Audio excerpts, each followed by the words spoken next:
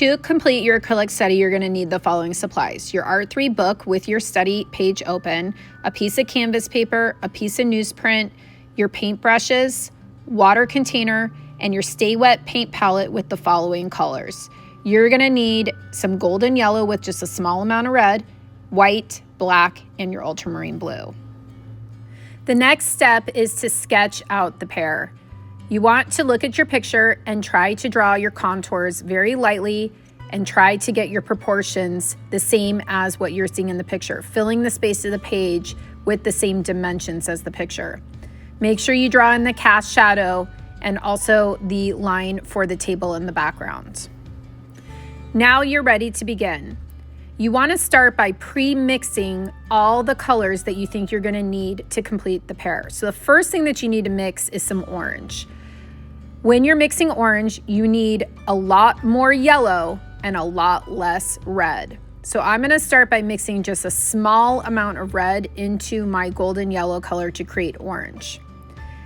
Then I also want to pre-mix some of my values. So I want to pre-mix some of those different values that I'm seeing in the background, a light blue, a dark blue, so that I will have all of my colors pre-mixed and ready to go. And I'm not going to have to be spending too much time mixing my colors when I'm actually painting the pear.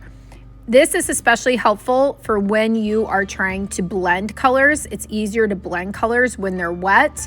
If you lay your color down and then you're busy mixing another color, you go back to blend it and your first color is dry. So I highly recommend that you pre-mix all of your values out on your paint palette before you actually start painting.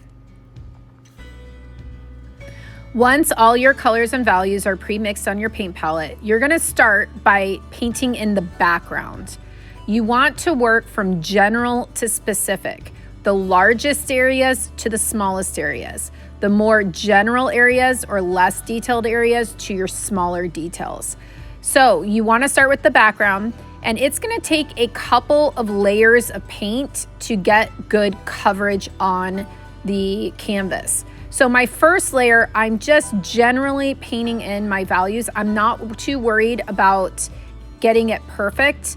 I'm just trying to block in some of those general values in the background. So I'm going to start with my background first, blocking in some of those different values of blue that I've already mixed before I even start painting the pear.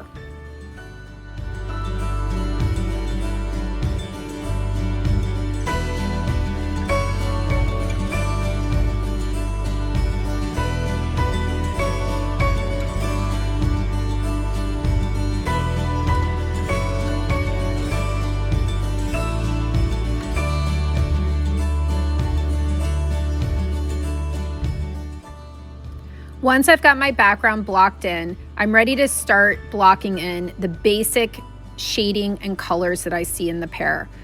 In this picture, it is using complementary colors. So I am using just my orange and my blue to create all the shading in the pear.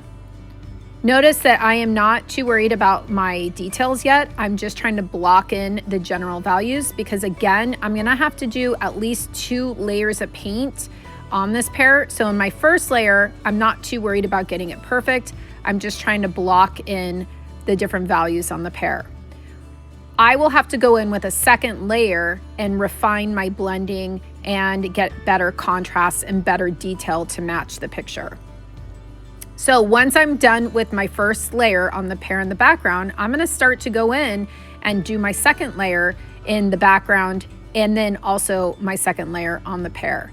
So on that second layer, I'm going to be refining my details. I'm going to be trying to get better blends between my brushes and my values.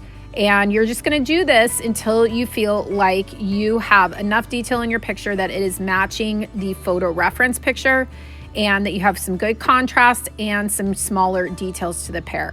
So notice how I work from the larger areas to the smaller areas, from general to specific.